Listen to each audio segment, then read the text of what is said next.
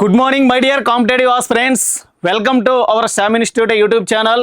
ఈ రోజు నేను మీ ముందుకు రావడానికి గల ప్రధాన ఉద్దేశం ఏంటి అంటే ఆర్ఆర్బి గ్రూప్ డి కి సంబంధించినటువంటి రిజల్ట్స్ ఏవైతే ఉన్నాయో ఆ రిజల్ట్స్ అనేటువంటి మనకి ఇక్కడ రిలీజ్ చేయడం జరిగిందండి. సో ఒక్కసారి దాని గురించి మనం డిస్కస్ చేద్దాం. ఒకసారి మీరు ఇక్కడ గమనించాల్సింది ఏంటి అంటే normalised cut off marks for candidates short listed for physical efficiency test. So ఇక్కడ పీఈటీకి సంబంధించి కంపల్సరీగా మనం ఇక్కడ గమనించాల్సింది ఏంటి అంటే పీఈటీకి సంబంధించి మనకి ఇక్కడ షార్ట్ లిస్ట్ అనేటువంటిది రిలీజ్ చేయడం జరిగిందండి. సిబిటి ఎగ్జామ్కి సంబంధించి ఎవరెవరు ఎన్నెన్ని మార్క్స్ సాధించాలి అనే దాని గురించి ఇక్కడ ఇచ్చేశాడు. సో అన్రిజర్వ్డ్ వాళ్ళైతే మాత్రం గ్యారెంటీగా 76.99514 మార్క్స్, అంటే అప్రాక్సిమేట్లీ మనకి ఇక్కడ 76.99. అలానే ఎస్సీ క్యాండిడేట్ అయితేనేమో 68.9346, ఎస్టీ క్యాండిడేట్ అయితేనేమో 65.79706, అలానే ఓబీసీ క్యాండిడేట్ అయితేనేమో 76.94165 మార్క్స్ రావాలి. అలానే ఈడబ్ల్యూఎస్ అయితే మాత్రం 69.42617 అనేటువంటి మార్క్స్ రావాలి.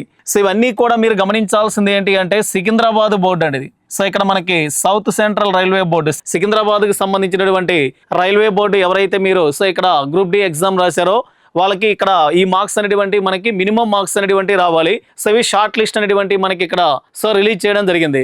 అలానే నెక్స్ట్ మిగతా బోర్డులకు సంబంధించి కూడా మనకి అక్కడ రిలీజ్ చేశారండి. ఒకసారి మీరు ఆర్ఆర్బి వెబ్సైట్స్కి వెళ్ళి కానీ మీరు చెక్ చేసుకున్నట్లయితే మీ యొక్క ఇన్ఫర్మేషన్, మీ రిజిస్ట్రేషన్ నెంబర్ ఉందా లేదనేది ఒకసారి మీరు చెక్ చేసుకోవచ్చు.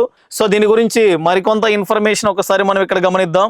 సో ఒకసారి ఈ టేబుల్ కానీ మీరు గమనించినట్లయితే మీ యొక్క రిజిస్ట్రేషన్ నెంబర్స్ ఏవైతే ఉన్నాయో ఇక్కడ ఎవరైతే క్వాలిఫై అయ్యారో ఆ రోల్ నెంబర్స్ ఇక్కడ షార్ట్ లిస్ట్ చేసి మనకి ఇలా ఒక టేబుల్ రూపంలో ఇవ్వడం జరిగిందండి. ఒకసారి మీరు వెబ్సైట్కి కానీ వెళ్ళి చూసుకున్నట్లయితే ఇందులో మీరు ఇక్కడ నెంబర్స్ని కానీ తీసుకుంటే మొత్తం ఇలా అసెండింగ్ ఆర్డర్లో ఇవ్వడం జరిగింది.